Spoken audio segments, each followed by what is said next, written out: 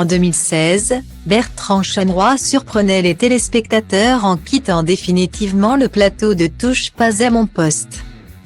Révélé au grand public par cette émission, l'animateur préférait partir. Une décision qu'il a prise tout seul. Sans ressentir une quelconque animosité pour Cyril Hanouna, c'est ma décision.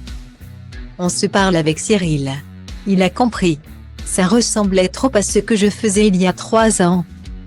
Ça n'était pas la bonne idée, expliquait-il aux Parisiens.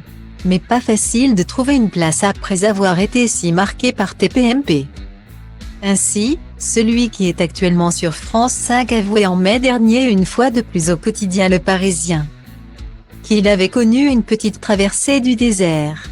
J'ai continué à travailler dans l'ombre. Mais il y a eu 1 an vraiment sans rien. Et là, tu doutes. Tu te dis, je suis vraiment nul, et que la page est tournée. Une période loin derrière lui. Désormais, Bertrand Chameroy s'épanouit au sein du groupe France Télévisions. Notamment dans l'émission C'est à vous, diffusée tous les jours de la semaine sur France 5. Dans laquelle il tient une chronique. Mais si sa rentrée s'était bien déroulée. Un premier accroc s'est glissé dans sa réussite. En effet, ce jeudi 2 septembre, l'ancien chroniqueur de TPMP commentait la venue d'Emmanuel Macron à Marseille. Notamment dans une école du 13e arrondissement. Et c'est ici que les choses se compliquent.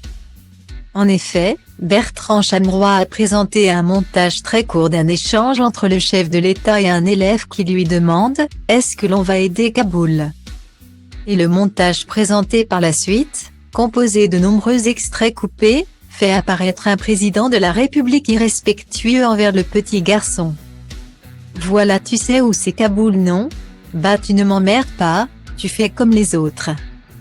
Tu me parles de Mkfli et Carlito, résume ensuite sur le ton de l'humour Bertrand Chameroy. Une séquence qui a été lourdement critiquée sur les réseaux sociaux. Certains internautes ont même publié eux-mêmes l'extrait entier de l'échange entre le chef de l'État et le bambin pour montrer la véracité des faits. Témoin de cette situation, le chroniqueur a été contraint de publier un message d'excuse. Ce samedi 4 septembre sur Twitter, et ainsi se justifier sur son choix éditorial, dans le cadre de ma chronique légère. Censé faire sourire, j'ai débriefé les questions-réponses entre le président et les élèves. Le « alors pourquoi tu me demandes ça » tranchait avec le ton des autres réponses.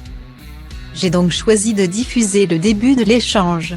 J'aurais effectivement dû préciser que l'échange et les explications se poursuivaient pendant plusieurs minutes ensuite. Je le reconnais, écrit-il sur fond noir, prenant par la suite la défense des équipes de C'est à vous, ne mêlez pas les équipes de journalistes de C'est à vous à cela. Ils n'y sont pour rien. Si faute il y a, c'est la mienne. Et ne cherchez pas de message politique derrière mes chroniques. Il n'y en a pas. Ce n'est ni mon rôle, ni mon envie. Un message clair et précis.